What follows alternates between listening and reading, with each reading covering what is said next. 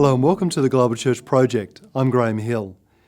Tim Costello is one of Australia's most recognised and respected voices on social justice, leadership, ethics, and he engages in public debates on gambling, urban poverty, homelessness, reconciliation and substance abuse. As the Chief Executive Officer of World Vision Australia, he's been instrumental in ensuring that issues surrounding global poverty are placed on the national agenda. This passion for social justice became evident during the Asian tsunami of Boxing Day 2004, where under his leadership, an outpouring of generosity ensued from the Australian public, where $100 million were given for tsunami relief. Tim, you're the CEO of World Vision Australia and a leading thinker on social justice, leadership and ethics. I wonder whether you can tell us something about the ministry of World Vision Australia and also how you ended up in this kind of ministry. Well, I had a rather strange career path to being a CEO. Young people ask me, how could they be CEO of World Vision? And I say, well, I was a lawyer. I then went and trained for the Baptist ministry and worked as a Baptist minister. I became mayor of the city of St Kilda in Melbourne, and then founded a domestic street agency, Urban Seed, that worked with homeless. And really World Vision came along and tapped me on the shoulder. World Vision Australia is known and loved by Australians. It's a Christian humanitarian and development agency, but it has trust with secular Australians, maybe small c Christian. People would say, well, yeah, I tick that box in the census. And we don't compromise our Christian commitment at all. But we do see this as a historic opportunity in a secular country like Australia to say the Christian faith does make a difference. And that's what I enjoy about leading World Vision Australia. Why are you passionate about social justice and peacemaking? From earliest days, I was troubled by the question, why do some people have far, far more than they need, and some people miss out altogether? And I think the burning question for me, and I've stayed close to it throughout my career, was this question of justice. Is it possible in this world? How does it relate to my faith? That's why I went and did law until I worked out that law wasn't necessarily about justice. I went and studied theology after that because I really wanted to understand how the God I believed in, who'd shown his face in Jesus, was at work in a world where there was so much poverty and injustice. So that's why I'm passionate. It's been a question and a faith question that really splices me open. What do you think are the greatest challenges facing the church today?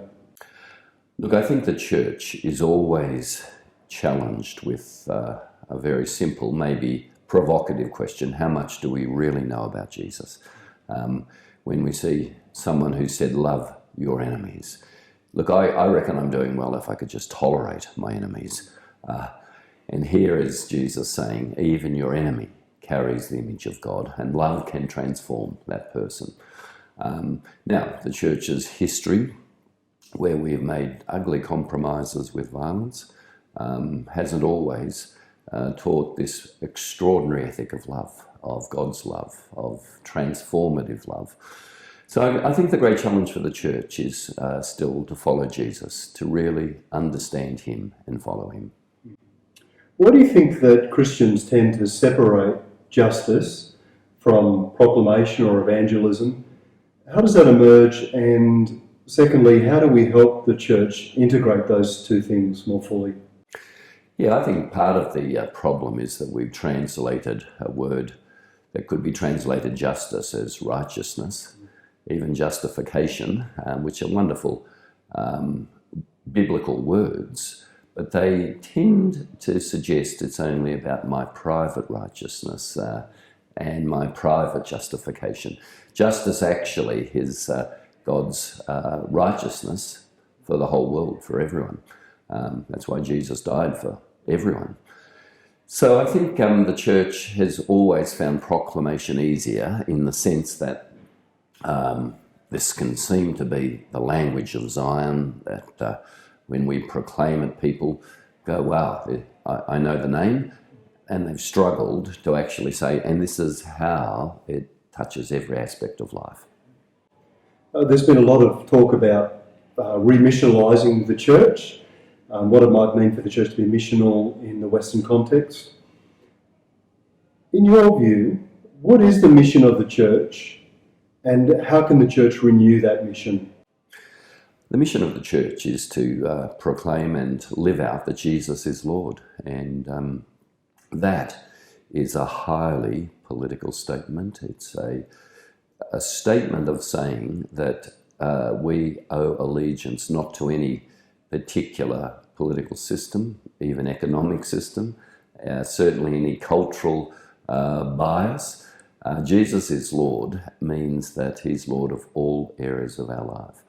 And that for me is what remissionising the church is, reclaiming the fundamental confession. As you travel around in your role and you meet people all over the world involved in on-the-ground work and doing theology in their context, what do you think that the Western churches can learn from these other cultures and local groups? Yeah, what we've lost in the West is any real dependence on God. We are self-sufficient, and we trust our technology and our market models. What you learn from Christians, and I see this with some of World Vision's 45,000 staff living in the toughest places, where other agencies say, how do you get people to live there? We can't pay them enough to go there. They're so poor or dangerous. It's Christian call. And you see them with a great dependence on God. I learned this first, actually, in the tsunami, when the question in the West was, if there is a good God, how could he have allowed a tsunami? That wasn't the question being asked by people who were affected by the tsunami. They were saying, without faith in God, I can't get up tomorrow and start rebuilding and bury the dead.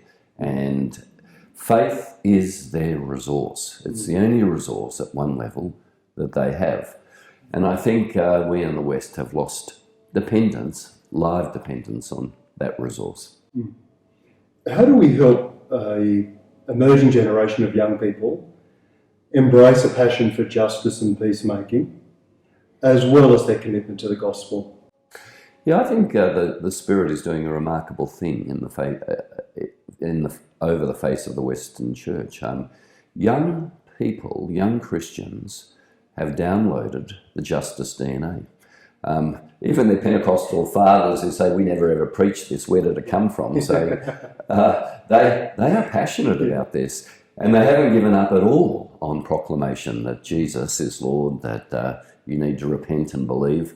And I think that's a work of the Spirit. So I'm actually quite heartened by that, and I think it's the elders that need to see what the Spirit is doing in many of the young. Well, I really appreciate you giving us your time and talking about your passion for justice and for peacemaking and for leadership and for the gospel. Thank you.